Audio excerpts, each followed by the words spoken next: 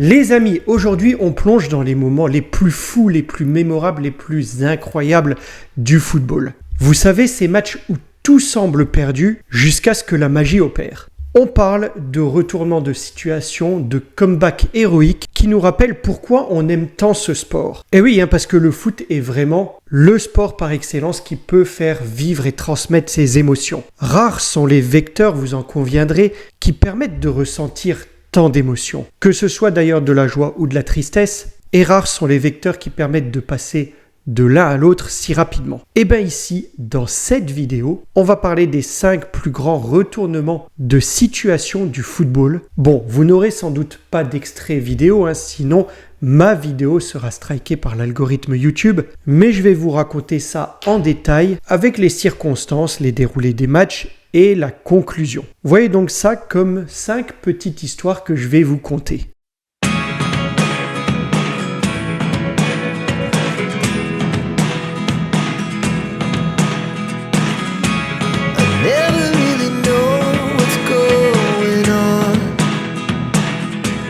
Bonjour les amis et bienvenue dans cette nouvelle vidéo. Vous aimez les émotions, alors installez-vous confortablement. Voici les 5 plus grands retournements de situation de l'histoire du football.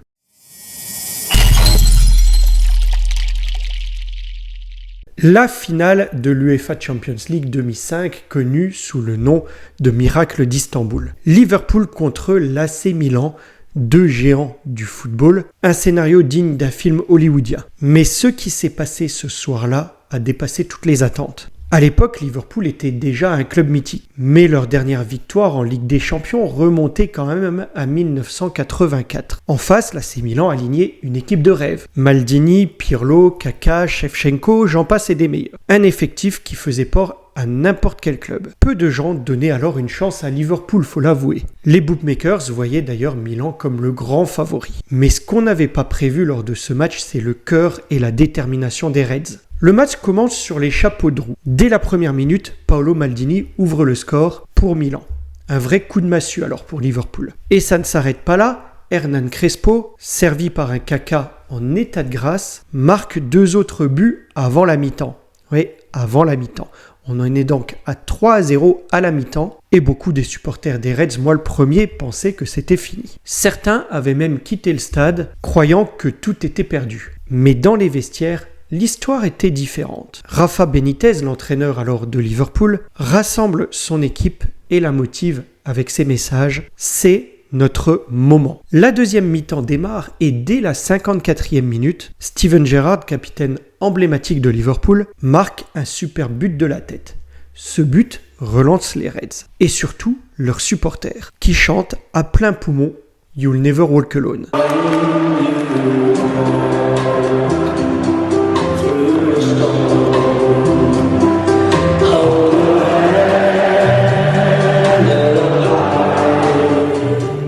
Deux minutes plus tard, Vladimir Smisser tente une frappe lointaine. Le ballon termine au fond des filets, 3-2. D'un coup, tout semble possible. Puis, à la 60e minute, Gerrard, encore lui, obtient un penalty. Xabi Alonso le tire, Dida, le gardien alors de Milan AC, stoppe le premier tir, mais Alonso le reprend et marque 3 buts partout. En seulement 6 minutes, le stade explose littéralement. Après ce comeback, les deux équipes tentent d'en découdre aux prolongations. Milan pousse d'ailleurs et Shevchenko à 2 occasions en or. Mais Jerzy Dudek, le gardien de Liverpool, réalise un double arrêt spectaculaire, il restera gravé dans les mémoires, vous l'avez peut-être en tête. À ce moment-là, tout le monde savait le match allait se jouer au tir au but. Lors de la séance de tir au but, c'est Dudek qui devient le héros. Inspiré par Bruce Grobbelaar, un ancien gardien de Liverpool, il bouge de manière exagérée sur sa ligne pour déstabiliser les tireurs milanais. Il arrête les tirs de Pirlo et de Shevchenko, offrant la victoire à Liverpool.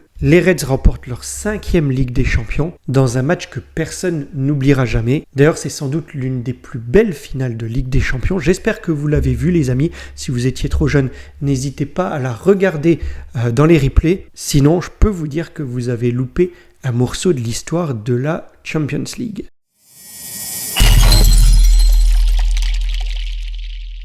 Vous vous souvenez du quart de finale 2004 de l'UEFA Champions League entre Monaco et le Real de Madrid? Une petite équipe, Monaco, contre des Galactiques à Madrid. Et pourtant, Monaco a réussi l'impossible. En 2004, le Real Madrid est une équipe de rêve. On les appelle les Galactiques. Ils ont Zidane, le maître du milieu de terrain, Ronaldo, le Brésilien, un attaquant hors pair, Beckham, Figo, etc. Bref, une constellation de stars, d'où les Galactiques. En face, l'AS Monaco est un outsider, alors ils ont une belle équipe, avec des talents comme Morientes, prêté justement par le Real de Madrid, Ludovic Giuli ou encore Jérôme Rotten. Mais personne ne leur donne une réelle chance. Lors du match aller au Santiago Bernabéu, Monaco d'ailleurs résiste assez bien, mais finit par craquer, le Real l'emporte 4-2 avec des buts de Zidane, Raoul ou Ronaldo. À l'issue de ce match, tout le monde pense que la qualification est pliée. Le 6 avril 2004, pour le match retour, le stade Louis II est comble. Et ça, c'est assez rare pour être souligné. Les supporters y croient encore un peu, mais en vrai, on a l'impression que c'est plutôt un barreau d'honneur, plus que celle de l'espérance en une incroyable remontée. Et pourtant, c'est d'ailleurs le Real qui frappe en premier. À la 36e minute, Raoul ouvre le score après une passe de Ronaldo. À cet instant, Monaco doit marquer 3 buts pour se qualifier. L'exploit semble mission impossible. Juste avant la mi-temps, pourtant, Monaco obtient un sursis d'espoir. Giuli, le capitaine, marque un but opportuniste. Le score est de 1-1 et c'est loin d'être suffisant. Mais bon, on se dit que c'est le début de quelque chose. En seconde période, c'est là que tout bascule. À la 48e minute, Morientes, l'ancien du Real, marque un superbe but de la tête sur un magnifique centre de Rotten. Louis II explose. À 2-1, Monaco pousse. Le Real, lui, qui s'attendait à un match facile, commence à douter. À la 66e, Giuli, encore lui, marque un beau chef-d'œuvre, une frappe acrobatique en fait qui trompe Casillas. 3-1. À ce moment-là, Monaco est qualifié grâce au but à l'extérieur. Les Galactiques, eux, semblent complètement perdus sur le terrain. Après le 3e but, il reste pourtant du temps, il y a encore 25 minutes. Le Real attaque de toutes parts, mais Monaco tient bon. Flavio Roma, le gardien de Monaco, réalise plusieurs exploits. La défense de Monaco, menée par Schillaci et JV, repousse toutes les attaques adverses. Et Zidane, pourtant au sommet de son art, est correctement muselé par un milieu de terrain combatif. Lorsque l'arbitre siffle la fin du match, c'est l'explosion de joie. Monaco élimine le Real de Madrid, 5-5 sur l'ensemble des deux matchs, mais à la faveur des buts inscrits à l'extérieur. Et l'AS Monaco ne s'arrêtera pas là pour sa campagne européenne. Ils élimineront ensuite Chelsea, mais se feront malheureusement sortir en finale. Ils perdront la finale contre le Porto de Mourinho. Mais ce quart de finale, les amis, contre le Real de Madrid, reste l'un des exploits les plus mémorables du football français.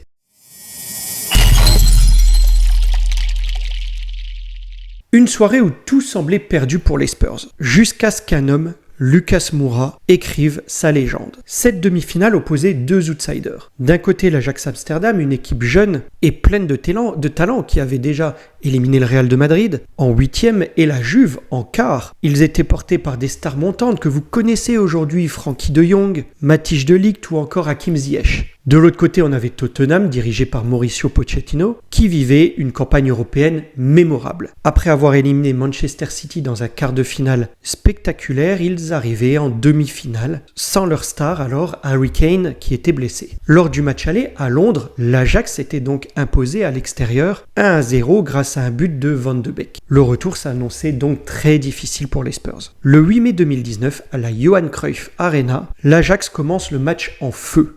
Dès la 5e minute, Matthijs de Ligt, qui était alors jeune capitaine, marque de la tête sur corner. 1-0 pour l'Ajax, 2-0 sur l'ensemble des deux matchs. Tottenham semble perdu et les Néerlandais en profitent. À la 35e minute, Hakim Ziyech double la marque avec une frappe splendide qui finit dans le petit filet.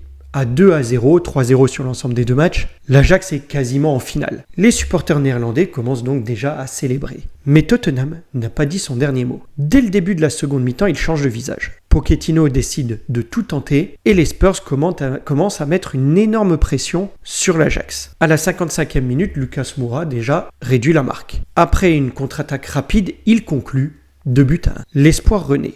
Et 4 minutes plus tard, Lucas Moura frappe à nouveau. Après un cafouillage dans la défense, il récupère la balle, dribble et marque. 2 buts partout. Le match alors devient complètement fou, on voit que l'Ajax est sonné. Ils essayent de reprendre le contrôle. Ziyech d'ailleurs trouve le poteau et manque de tuer le match. Mais Tottenham ne lâche rien. Alors qu'il ne reste que quelques secondes dans le temps additionnel, Tottenham lance une dernière attaque désespérée. Dele Alli, vous vous souvenez certainement de lui, il est un peu disparu de la circulation, mais il a des raisons personnelles. Eh bien, Dele Alli trouve Lucas Moura dans la surface et le Brésilien déclenche une frappe du gauche. Le ballon finit au fond des filets, 3-2 pour Tottenham. C'est la folie totale. Les joueurs de l'Ajax s'effondrent sur le terrain. Les supporters de Tottenham explosent de joie. Les Spurs se qualifient grâce au but marqué à l'extérieur, 3-3 sur l'ensemble des 2 matchs. Je pense que ce match restera gravé à jamais dans la mémoire des supporters de Tottenham, mais aussi dans l'histoire de la Ligue des Champions. Lucas Moura, auteur d'un triplé, devient un héros. En finale, Tottenham affrontera Liverpool, mais s'inclinera 2-0. Malgré ça, cette demi-finale restera un moment d'émotion pure pour les fans de football.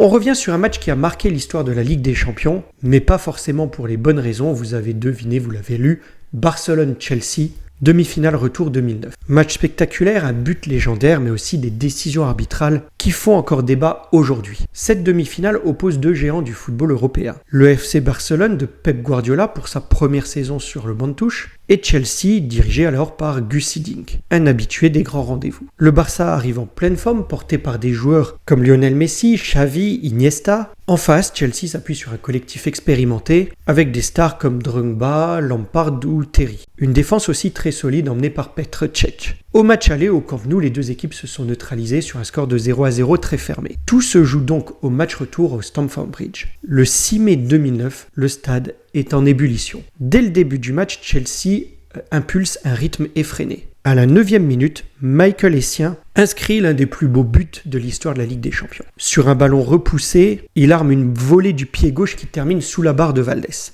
1-0 pour Chelsea, à ce moment-là, Barcelone est dos au mur. Malgré une possession largement en faveur des Catalans, il peine à se créer des occasions franches face à une défense londonienne, il est vrai, bien organisée. La seconde mi-temps devient rapidement électrique. Chelsea se crée plusieurs occasions et surtout réclame 4 pénaltys pour des actions controversées. Une main de Piqué dans la surface, un contact entre Drogba et Abidal, une autre main, celle de Eto'o qui semble sur les images assez évidente, enfin une charge sur Malouda dans la surface. L'arbitre norvégien reste cependant impassible, refusant systématiquement les demandes de Chelsea. Les joueurs londoniens emmenés par Drogba deviennent de plus en plus furieux, à l'image du public d'ailleurs qui gronde dans les tribunes. Alors que Chelsea semble tenir sa qualification, Barcelone obtient une ultime attaque dans le temps additionnel. À la 93e minute, le ballon provient à Andrés Iniesta aux abords de la surface. Sans contrôle, il envoie une frappe enroulée imparable dans la lucarne de Cech, un but partout. Stamford Bridge est figé.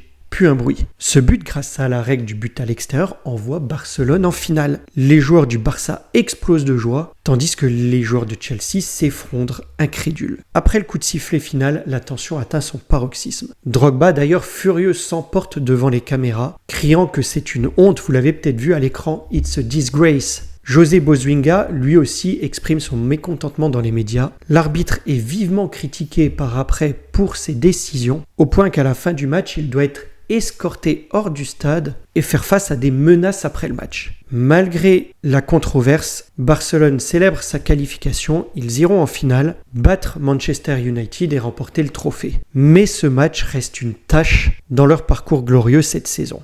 Et on peut se demander, les amis, ce qu'il adviendrait de ces matchs-là, comme le match précédent entre Monaco et le Real de Madrid, si on avait supprimé à l'époque-là la règle du but à l'extérieur, ou si on avait déjà eu accès à la VAR.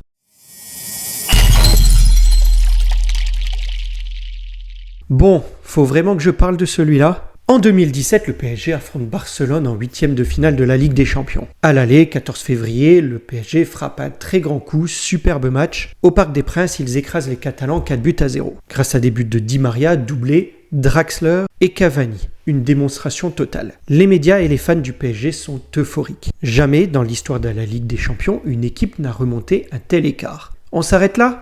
A few moments later. Bon, faut vraiment que je vous le raconte alors. En face, il y a Barcelone et il refuse de s'avouer vaincu. Dirigé par Luis Enrique avec des stars comme Neymar, Messi et Suarez, l'équipe croit à un miracle. Et le 8 mars 2017, au Camp Nou, l'impossible va se réaliser. Dès le coup d'envoi, Barcelone met une pression énorme au PSG. À la 3e minute, Suarez ouvre le score de la tête, 1-0. Déjà, le public du Camp Nou commence à y croire alors que le PSG semble très nerveux. Il peine à construire. Et peu avant la mi-temps, sur une action confuse, Kurzawa marque contre son camp 2-0 pour Barcelone. À ce moment, les Parisiens restent qualifiés, mais la tension monte. La seconde mi-temps débute et Barcelone continue d'attaquer. À la 50e minute, Neymar obtient un penalty. Messi le transforme sans trembler, 3-0. À cet instant, Barcelone n'est plus qu'à un but de l'égalisation sur les deux matchs. Mais le PSG réagit enfin à la 62e minute. Cavani, oublié par la défense catalane, marque sur une passe de Kurzawa.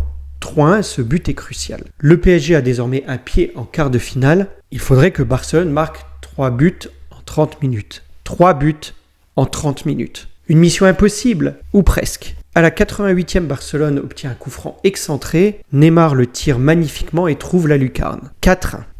Une minute plus tard, l'arbitre siffle un penalty, très contesté avec un contact entre Marquinhos et Suarez. Neymar le transforme, 5-1. À cet instant, il ne reste que quelques secondes, le PSG est toujours qualifié. Mais à la 95e minute, sur une passe en profondeur de Neymar, Sergi Roberto surgit et trompe Trapp d'une reprise acrobatique. Punaise, je vais faire une crise cardiaque à vous raconter tout ça. 6-1 pour Barcelone. Le Camp Nou explose. Moi, j'ai failli m'évanouir et pas voir la suite. De toute façon, Barcelone réussit l'impossible et élimine le PSG grâce à un score cumulé de 6-5. Ce match entrera du coup dans la légende comme l'une des plus grandes remontées de l'histoire. Mais les amis, il est aussi marqué par de nombreuses polémiques, parlons-en. Des décisions arbitrales controversées, notamment les 2 pénaltys accordés à Barcelone, si. Et puis oui, la passivité du PSG, critiquée par les médias et les supporters. Pour le PSG, cette défaite est un traumatisme, pour moi aussi, en même temps, ça vous le savez. L'équipe devra attendre 2020 pour atteindre sa première finale de Ligue des Champions.